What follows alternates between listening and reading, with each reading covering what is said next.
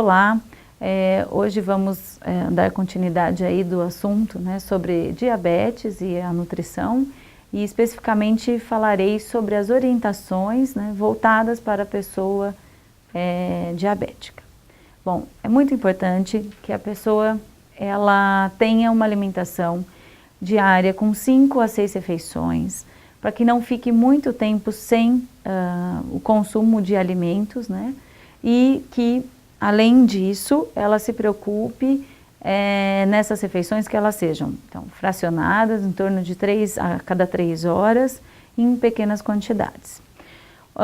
O diabético, ele deve fazer uso do adoçante no lugar do açúcar, e esses adoçantes a gente precisa sempre variar, não as marcas, e sim os componentes que eles têm. Então a gente tem sucralose, aspartame, estévia. Então assim que acabar um tipo de ou frasco de adoçante ou a caixinha com os envelopes, procurar usar outro tipo, outro componente, porque assim dessa maneira a gente não fica submetendo o nosso organismo ao uso contínuo do mesmo tipo de adoçante. Os doces também devem ser consumidos, os diets, ter essa preocupação por conta da necessidade do controle da glicemia, que é o açúcar no sangue. Então, o diabético muitas vezes busca doces ou mesmo quer tomar café com açúcar, não quer fazer essa troca, mas ela é importante, é necessária, porque o açúcar no sangue alto, ele traz prejuízos para as veias e artérias, rins, a visão. Então há necessidade mesmo desse controle ou com o uso de adoçantes ou até mesmo sem procurar tomar as bebidas ou mesmo sucos, café, sem açúcar. Além disso, é necessário o consumo diário de frutas, verduras, legumes, sendo que a gente não deve consumir as frutas sozinhas, então só uma banana. Essa banana sempre tem que vir com um farelo de aveia ou mesmo uma fatia de queijo, para não aumentar rapidamente o açúcar no sangue. E uma fruta por refeição. É comum a gente encontrar pacientes diabéticos que consomem 3, 4 laranjas após o almoço. Isso não é saudável, porque vai aumentar rapidamente o açúcar no sangue. As pessoas diabéticas, além do açúcar, precisam controlar sal e precisam controlar também a gordura na alimentação. Então, leites, queijos e iogurtes desnatados, carnes magras, retirando a pele do frango e a gordura visível da carne antes do preparo, utilizando óleos vegetais na alimentação e não banha de porco, né? E esses óleos devem ser consumidos evitando as frituras. Além disso, a gente precisa, para o paciente diabético, ingerir pães, biscoitos, arroz, macarrão, de preferência que sejam integrais. Só que mesmo sendo integrais, não dá para consumir mais do que se fosse um pãozinho branco.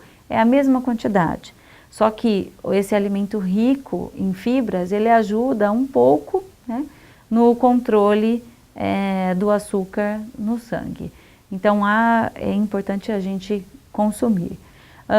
O diabético também, ele pode, né, tomar sucos naturais, não muito concentrados, também um copo, não mais do que isso, numa refeição. Consumir também biscoitos, que sejam salgados ou mesmo sem sal, só que não os doces, né, biscoitos doces, pelo fato de conter açúcar. A gente ainda precisa se preocupar com o sal adicionado aos alimentos, então preferir temperos naturais no lugar de sal temperado, caldo de carne, para o controle da pressão, né? Porque o paciente diabético tem uma chance maior também de ser hipertenso. Então, por conta disso, a gente já tem que controlar a quantidade de sal nos alimentos, evitando adicionar sal a preparações prontas. Essas preparações devem ser feitas em casa, de preferência, né, no lugar dos alimentos industrializados. tomar 2 litros de água por dia. Tem alguns alimentos que são vistos, né, na internet, como os que ajudam no controle do açúcar no sangue. Eles podem sim controlar, né, como a batata Yacon, o farelo de aveia, né, a farinha de maracujá.